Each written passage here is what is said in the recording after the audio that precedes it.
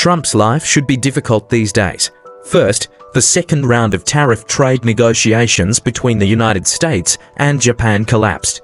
The Japanese finance minister even publicly threatened the United States with the huge amount of US debt held by Japan. Then, there is hope for a major breakthrough in China-EU relations.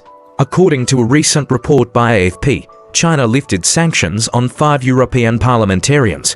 The spokesperson of my country's Ministry of Foreign Affairs also confirmed at a press conference on May 6 that after mutual agreement, China and the European Parliament decided to simultaneously and comprehensively lift restrictions on mutual exchanges.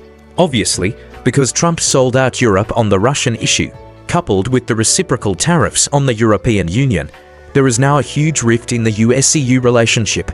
Unless Trump abandons the America First policy and changes to the Biden administration's policy of appeasing US allies, the US-EU relationship will definitely be ruined during Trump's term. As the saying goes, misfortune always comes first. Not just one line. For the Trump administration, not only Europe has problems, but also Australia and Canada, two loyal brothers. Trump mentioned in an interview on May 4th that he would always talk about making Canada the 51st state of the United States.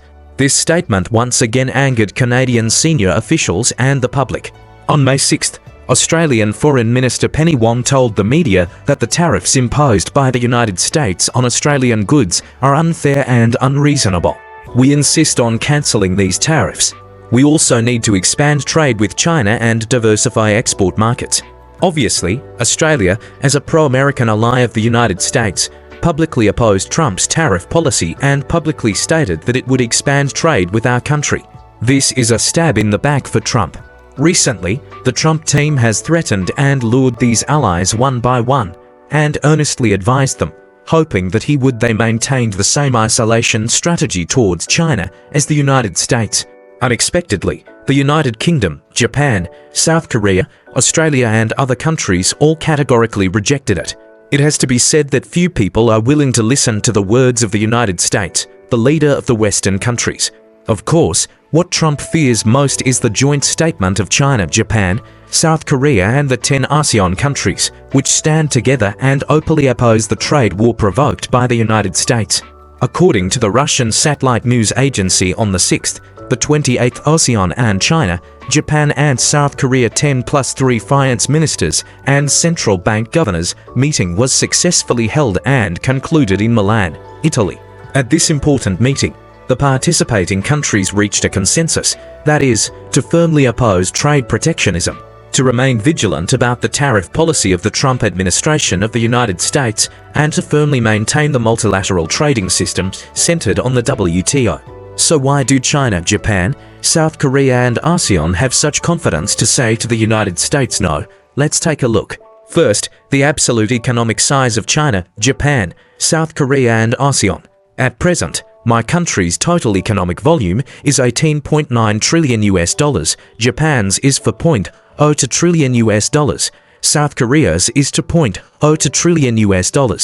And the total economic volume of the 10 ASEAN countries is $3.6 trillion. The economic scale of China, Japan, South Korea and ASEAN as a whole has reached $28.5 trillion, almost catching up with the US's $29.2 trillion. In terms of purchasing power, China's economy is already 1.28 times that of the United States. How did the US's economic volume come about in recent years?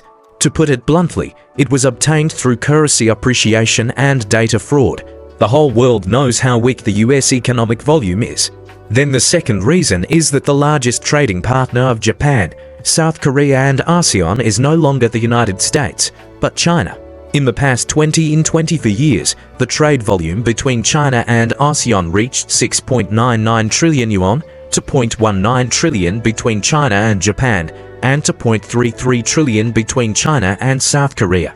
However, due to geographical relations and domestic demand, the scale of trade between the United States and China, Japan, South Korea and ASEAN is actually shrinking. At present, Japan, South Korea and ASEAN are more willing to do business with China rather than the United States. The relevant meeting between the 10 ASEAN countries and China, Japan and South Korea was held in Milan, Italy. In fact, The interesting part is that ASEAN and the EU will inevitably strengthen their economic and trade exchanges. The same is true for the economic and trade exchanges between China, Japan, South Korea, ASEAN and the EU. It is for this reason that the meeting of the finance ministers and central bank governors of the 10 ASEAN countries and China, Japan and South Korea specifically mentioned the need to maintain the stability of the world trade system. In fact, the meaning is very clear. Globalization continues and development continues. The editor saw relevant data, such as the China-Europe Express. Taking the trains in Zhejiang province as an example, in the first 4 months of 2025, Zhejiang China-Europe trains sent a total of 86,000 standard containers, a year-on-year increase of 6.5%. During the May Day holiday, Zhejiang China-Europe trains plan to run 22 trains, mainly to Spain, Russia, Hungary and other countries. The trains are deeply integrated with Jinhua local enterprises. Solar photovoltaic panels, automobile parts and machinery and other products have become popular goods for transportation. The recent adjustment of the EU's tariff policy on Chinese automobiles also shows that more and more European countries have realized that only by promoting more cooperation can there be a bright future for the survival and development of world trade. Looking at the automobile sector alone, in fact, the EU was not of one mind. For example, Spain, because its automobile industry is relatively backward, is more welcoming to Chinese electric car manufacturers to invest in joint ventures. German automobile manufacturers have large investments in China, so they are more optimistic about Chinese cars entering the European market. I have to welcome this attitude. As for France, it also wants to develop electric cars and has made some progress. Therefore, it is afraid that Chinese car companies will squeeze out the market. In short, everyone has their own little tricks. So if we measure the situation of the entire European Union, while estimating the interests of the country, we can estimate the long-term interests more. Then we can take into account the markets and resources of economies such as ASEAN, Japan and South Korea. Maybe the data and conclusions obtained will be different. I always feel that the relevant ministerial meeting of the 10 ASEAN countries, China, Japan and South Korea, held in Milan, Italy, is quite meaningful. At least it allows some European governments, local governments, and people to know more about what is happening in Asia and what will happen. It can be said that Japan, South Korea, ASEAN, BRICS and the 5 Central Asian countries can be regarded as the basic foundation of my country's economic foreign trade. The BRICS countries have expressed their position a few days ago, firmly opposing Trump's tariff policy, so our economy, there will be no problem with the basic base. It is worth mentioning that there is also the Philippines among the 10 ASEAN countries. The Philippines has been making trouble in the South China Sea recently.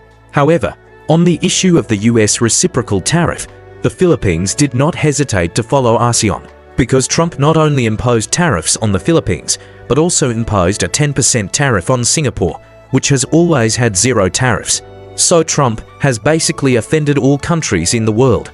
Perhaps knowing that the US reciprocal tariff policy has completely failed, US Treasury Secretary Benson suddenly called out to us on May 6th, claiming that I think there may be significant progress in the US-China trade relations in the next few weeks. We will see significant progress in the next few weeks. This signal is not ordinary. It is very likely that Trump really intends to make concessions and restart the US-China trade negotiations. Sure enough, on the morning of May 7th, my country's Ministry of Commerce confirmed to reporters and mentioned that China has decided to agree to engage with the United States based on full consideration of the global expectations of China's interests and the appeals of the US industry and consumers. Vice Premier He Lifeng, as the Chinese leader of Sino-US Economic and Trade, will hold talks with the US leader, US Treasury Secretary Benson, during his visit to Switzerland.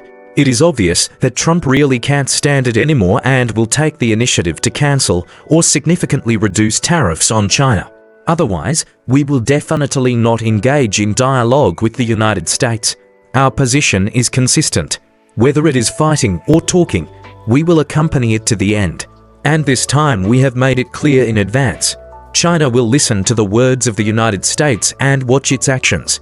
If the United States attempts to continue to test the limits of China, coerce and blackmail China under the guise of negotiations. China will never agree. Today's program ends here. Friends who like it, don't forget to like, share and subscribe. Your finger movements mean a lot to me. So see you next time.